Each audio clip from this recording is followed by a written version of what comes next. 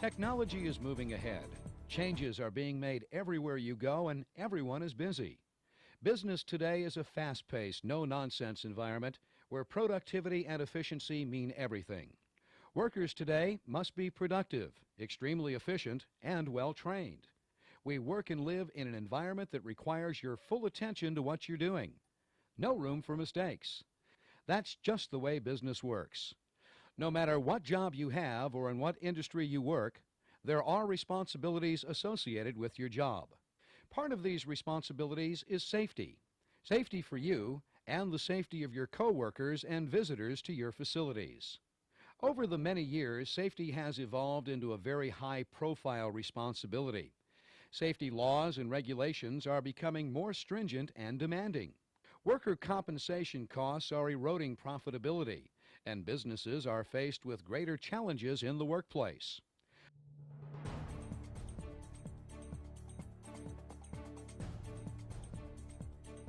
Reporting to work rested, alert, and ready to perform your job is the first step. Fatigue may affect your ability to work safely. Next, wear appropriate clothing for the job. Follow your company's dress code. This includes wearing proper footwear for the job. Even in offices, low heels should be worn, as high heels have a tendency to reduce your stability when walking and also increases fatigue in your feet and back. Yes, we said your back because wearing high heels place your back in an unusual position, causing the vertebrae to become misaligned, which can create back fatigue and increase the chances for back injuries. If you'll be working in an area with equipment and machinery, don't wear rings and jewelry that can get caught in the moving parts. Keep long hair tied back or under a hat, again to avoid getting caught in machines. Clothing should fit properly, allowing room for movement without being so loose it could get caught in moving parts. Your company provides necessary first aid and medical treatment for injuries. If you are injured on the job, report the accident to your supervisor immediately so that proper medical treatment can be provided. First aid or professional medical treatment will be given as necessary. However, you must report all accidents and injuries when they occur, even if your injury does not require medical treatment.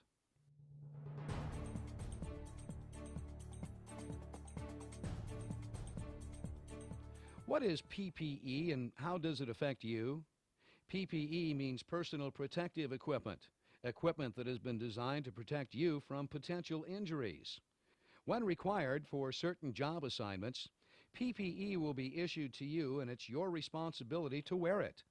PPE could include safety glasses when your eyes are exposed to potential injury, gloves to protect your hands, hard hats for head protection, hearing protection for high noise areas, face shields to protect your face, respirators, specialized shoes.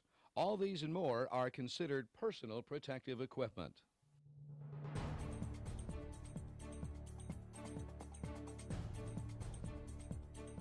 Electrical safety is another important safety consideration. Naturally, everyone has been exposed to electricity and how dangerous it can be if it's misused. Generally, in the workplace, you should always inspect electrical cables, cords, and plugs for frays, cracks, cuts, or defects before you use them. If the electrical tools or equipment you use do not say double insulated on the manufacturer's tag, then they must be grounded with a 3-prong plug and a grounded cable. This provides some degree of protection from electrical shock in case of a malfunction or short in the tool. What this means is there must be a 3rd prong on the plug. The 3rd wire goes to ground. In case of a short or malfunction, the electricity will flow through this 3rd wire to ground and not through the person holding the malfunctioning tool or equipment. Of course, if the ground wire is not properly connected to the system, or the 3rd prong is missing from the plug, then there is no electrical shock prevention. Always check and test your equipment for safety before you use it.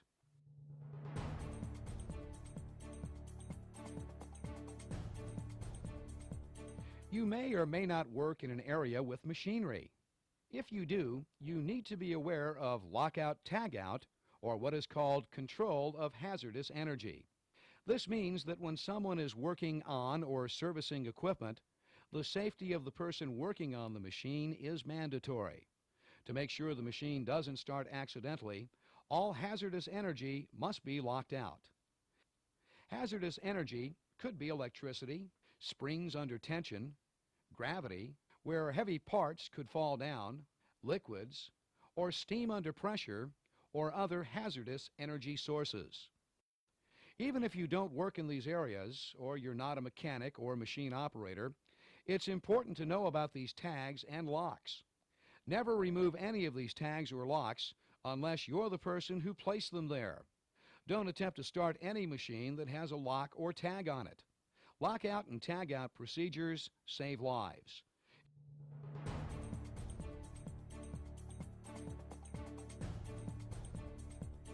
In case of fire, exit the building by appropriate exits.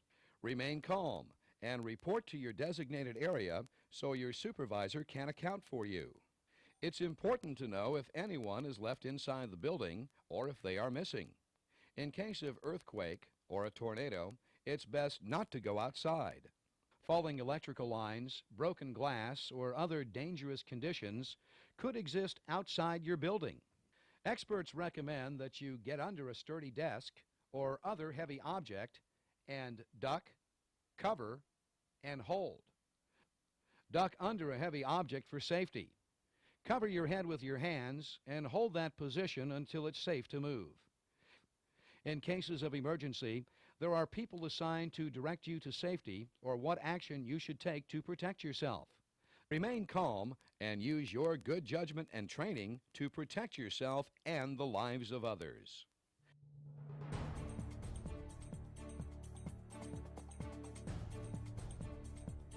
Housekeeping is checking your work area for materials, cords, cables, or other items that can cause slips, trips, and falls.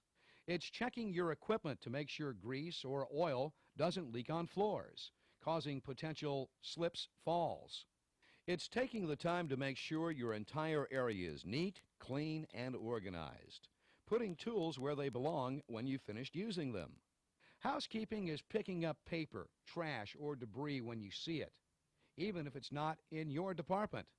Housekeeping is your responsibility no matter where you work.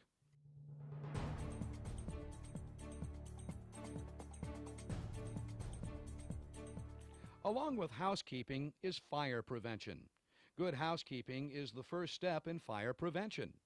If you have poor housekeeping, you don't have good fire prevention. Next are fire extinguishers. If you don't know how to use extinguishers, learn how.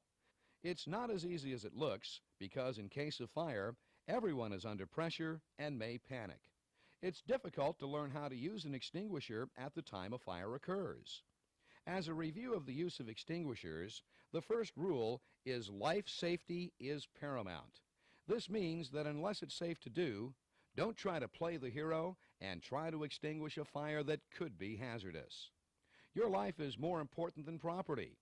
However, it can be done safely. First, stand about 8 to 10 feet away from the fire. You don't want to be close to the fire because the pressure of the extinguishing agent may spread the fire. Think PASS, P-A-S-S. PASS stands for pull the pin. Aim the nozzle towards the fire, squeeze the handle, and then sweep from side to side. That's PASS.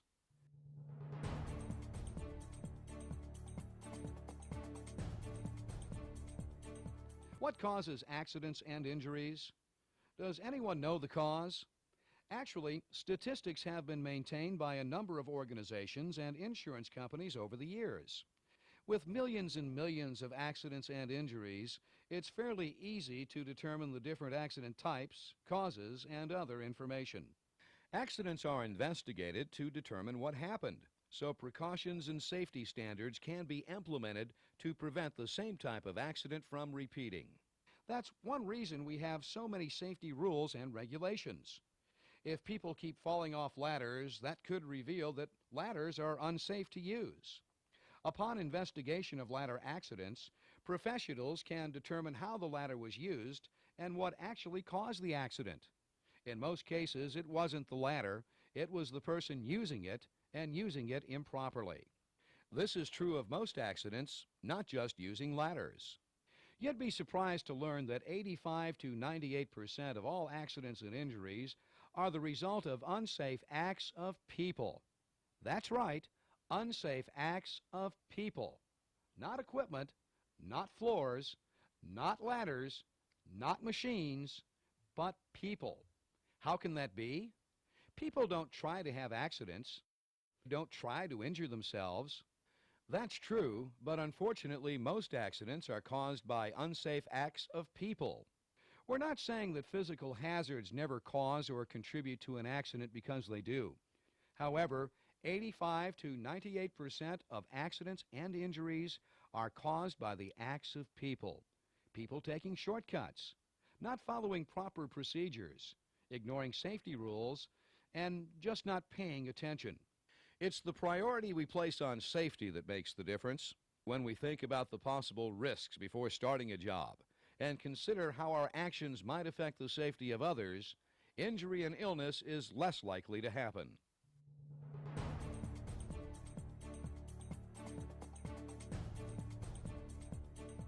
Back pain is a fact of life.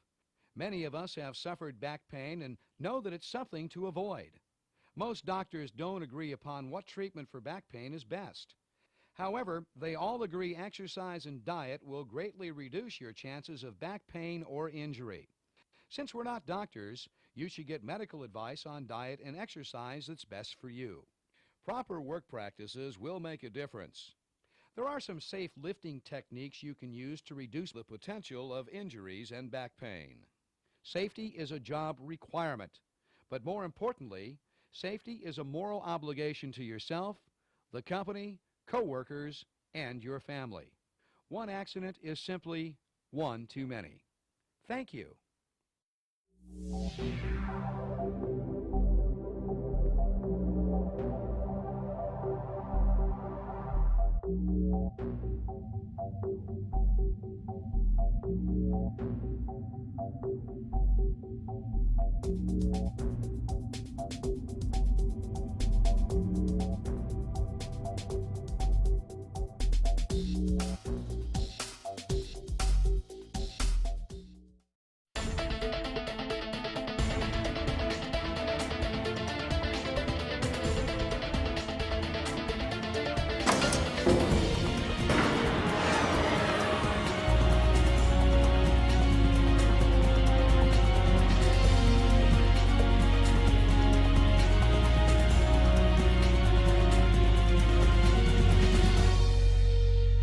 The Hazard Communication Standard is now aligned with the Globally Harmonized System of Classification and Labeling of Chemicals, or GHS. This update to the Hazard Communication Standard will provide a common and coherent approach to classifying chemicals and communicating hazard information on labels and safety data sheets. Once implemented, the revised standard will improve the quality and consistency of hazard information in the workplace, making it safer for workers by providing easily understandable information on appropriate handling and safe use of hazardous chemicals. This update will also help reduce trade barriers and result in productivity improvements for American businesses that regularly handle, store, and use hazardous chemicals, while providing cost saving for American businesses that periodically update safety data sheets and labels for chemicals covered under the Hazard Communication Standard. In order to ensure chemical safety in the workplace, information about the identities and hazards of the chemicals must be available and understandable to workers. OSHA's Hazard Communication Standard, HCS, requires the development and dissemination of such information. Chemical manufacturers and importers are required to evaluate the hazards of the chemicals they produce or import and prepare labels and safety data sheets to convey the hazard information to their own downstream customers. All employers with hazardous chemicals in their workplaces must have labels and safety data sheets for their exposed workers and train them to handle the chemicals appropriately.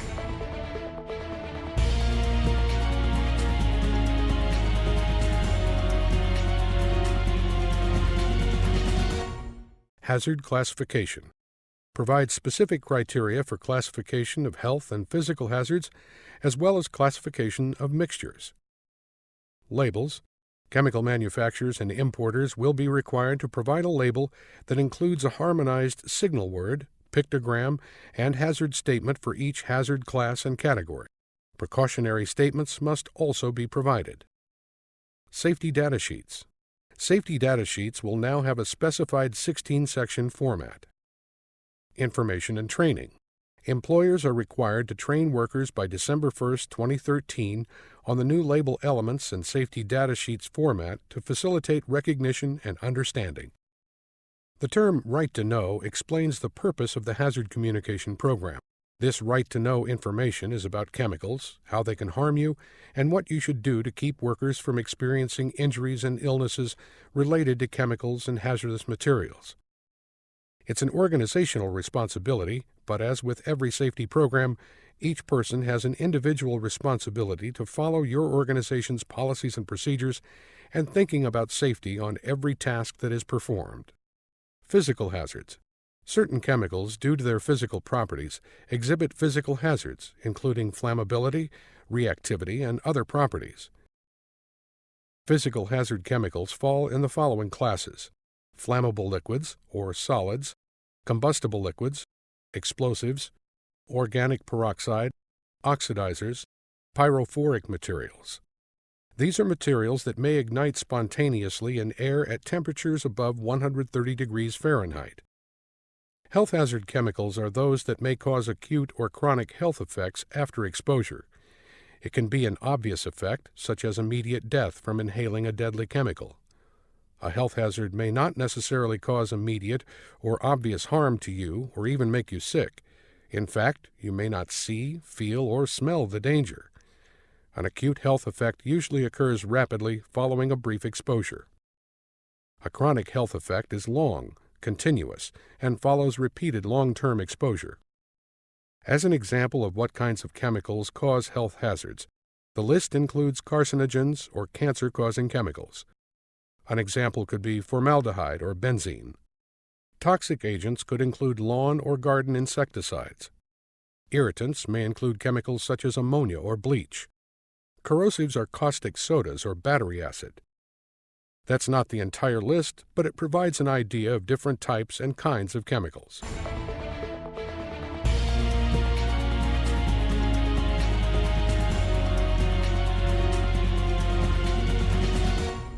If you're experienced, you should know quite a bit about MSDS, or Material Safety Data Sheets. MSDSs are factual information sheets that relate to chemicals. The manufacturer is required to provide the required information, and each employer is required to maintain these MSDS on file. Anyone who uses the chemical may then ask to see the MSDS to determine information that may not be provided on the labels. The employer may have all the MSDS information on an electronic database. The primary requirement is the MSDS must be readily accessible. If the company uses computers, a printer should be available to provide employees with a hard copy from which to read the information, particularly in a medical or emergency situation. Transmission of the MSDS information orally by telephone is not acceptable. To be realistic, the information on the MSDS is technical in nature, which may or may not be useful to users of the chemicals. Much of the MSDS information is used by engineers, safety managers, and others to determine the actual hazard of the chemical and develop policies and procedures for the safe use, handling, storing, and disposing of the chemical. The MSDS also provides information on what type of personal protective equipment is necessary and first aid procedures to take in case of exposure. When training employees in MSDS, it is not sufficient just to have them read the information on the MSDS. Training must be provided, and it must be delivered in the language spoken by the employee. Documentation of the employee understanding the training is also required. Some organizations have trade secrets, so they don't want too much chemical information exposed on MSDS. Even if a chemical is claimed trade secret, the following minimum information is required on the MSDS: the PEL, or permissible exposure limit, and the TLV, or the threshold limit value, or other designated limits must be listed. The major difference between material safety data sheets and the new safety data sheets is the SDS, or safety data sheets, have a 16-section format. The information will be more standardized as well.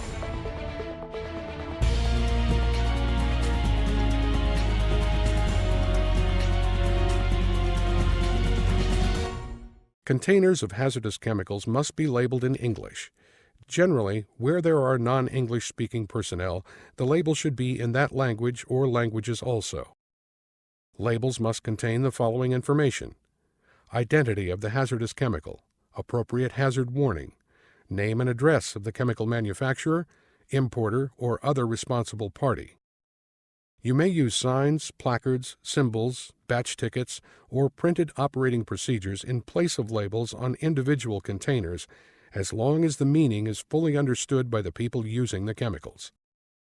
Where the chemical is intended only for the use of the employee making the chemical transfer, labels may not be required. This means the container must be used only by that person and must be used only during the work shift. If the container is to be used on another shift or by another person, then a label is required. Some common labeling terms include combustible, flammable, corrosive, irritating, and toxic. There are several systems and standards for labeling chemicals, but there is not a uniformly accepted system to date. Each system and standard has advantages and limitations. The NFPA Diamond is used primarily by emergency response personnel and does not adequately signal occupational hazards. The NFPA system is good for alerting personnel and the degree of hazard of the chemical, and is helpful in drawing attention to storage needs and emergency equipment requirements. The DOT, or Department of Transportation labeling system, uses a color-coded diamond where there is a symbol and term describing the major hazard of the material. The DOT system is used for the transportation of hazardous materials. HMIS, or Hazardous Material Information System, is one of the most popular systems for labeling containers. It uses standard labels to communicate hazards through the use of colors, numbers, and letters of the alphabet and symbols. The new labeling system under the GHS program will have distinctive labels and pictograms to help you identify the chemical's hazards.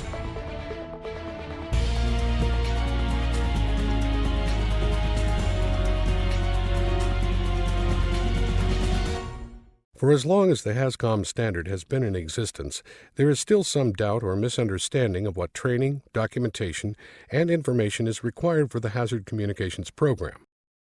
First, employees must be trained at the time of their initial employment or assignment and whatever new hazard is introduced into the workplace. Employees should be trained and made aware of what is required by the HAZCOM standard, such as labels, MSDS or SDS, the written program, potential hazards, and other general information. One thing that should be taught and fully understood to employees is that mixing chemicals without proper training and authorization is very hazardous. If you get the wrong mix of chemicals, you could be changing the physical or health characteristics. You could take two chemicals that when used individually, they are relatively safe. However, when you mix the two together, you could form a very dangerous or hazardous mixture. Don't mix chemicals unless you've been trained and authorized by your employer. Employees must be informed of any operations in the work area where hazardous chemicals are present. Employees must be informed of the location and availability of the company's written program. Employees must know the location and availability of the MSDS files. The training should include the observations methods used to detect the presence or release of hazardous chemicals in the workplace. What we mean by observation methods is whether there are testing methods, air sampling, or other methods. How do you know if hazardous chemicals are present or if the air is safe to breathe? Employees must be trained in the physical and health hazards of chemicals. Employees exposed to health hazards must be apprised of both changes in body functions and the signs and symptoms that may occur to signal those changes. It is not necessary that the employer provide training on each specific chemical. Training may be conducted by categories of hazard, such as carcinogens, sensitizers, that is or may be encountered by the employee during the course of his or her duties. In the case of temporary employees, the host employer has the responsibility with the temporary agency. A frequently overlooked portion of the training provisions is dealing with emergency procedures. If a chemical were very hazardous, more information would be expected to be provided on the MSDS and emergency procedures. Training should include measures of protection, what actions should employees take to control the emergency or not control the emergency, and related information. In situations where employees are expected to moderate or control the impact of the emergency, then additional emergency responder training would be required.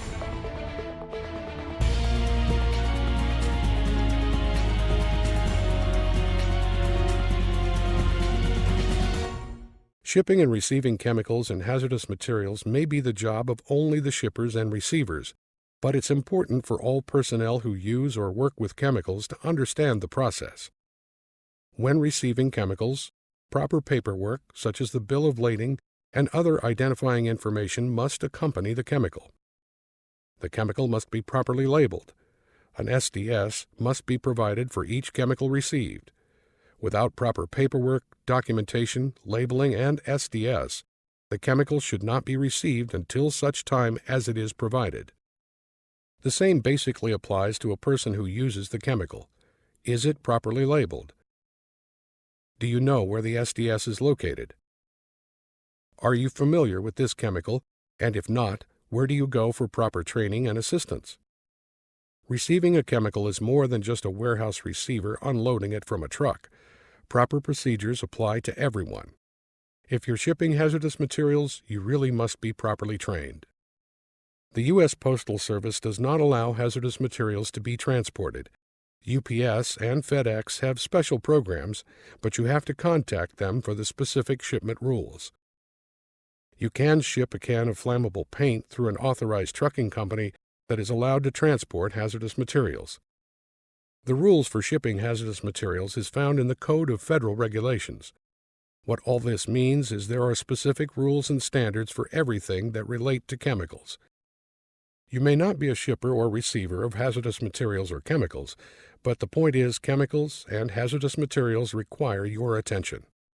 It requires you to read and follow the directions and information printed on the label. It requires you to know and read the material safety data sheet for each chemical you use. If you're not sure about something, be sure and ask your supervisor. Don't take chances when it comes to your health and safety.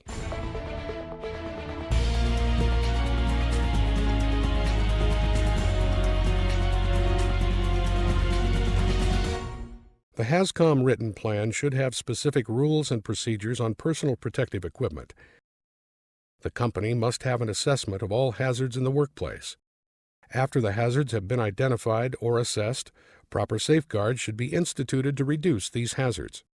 This protection can come in the form of engineering controls or personal protective equipment. Some chemicals may require the use of rubber gloves, safety glasses, face shields, goggles, rubber aprons, and special footwear or even respirators. Whenever the company requires personal protection, then it's up to the individual to wear it. When PPE is required, it's not a choice. It's mandatory to protect the health of the individual who may be exposed to potential health hazards. For persons who are required to wear personal protective equipment, such as respirators, then specific training must be provided. Personal protective equipment is an integral part of any safety program. Certainly, it would be much better if all hazards could be eliminated through engineering controls, but that's not realistic. PPE is here to stay, and it takes everyone's effort to wear the proper equipment when it's required. A comprehensive inventory of all chemicals in your company is required and must be updated when new chemicals are added and old chemicals are removed. Each day, new chemicals are added to the growing list of chemicals in use throughout the world. New, better, faster-acting, more potent chemicals. Better for greater living. The one thing we must do is keep up with knowledge and information. The Hazard Communication Standard is helping companies all over the world get greater control of chemical information and to develop methods and training programs to make sure chemicals don't become physical or health hazards. The program is working. More written plans are being developed. Better policies and procedures are entering the workplace, and employees are gaining greater knowledge about chemicals through effective training programs. It's a team effort, and it's worldwide.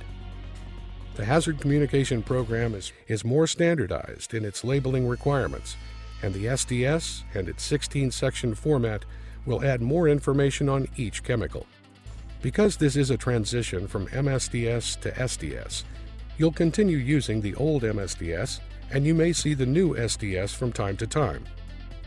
Eventually, everything will be smoothly transitioned to the new labels, classifications, and, of course, the safety data sheets. Most of the elements of the Hazard Communication Standard are retained with some updating to the new GHS.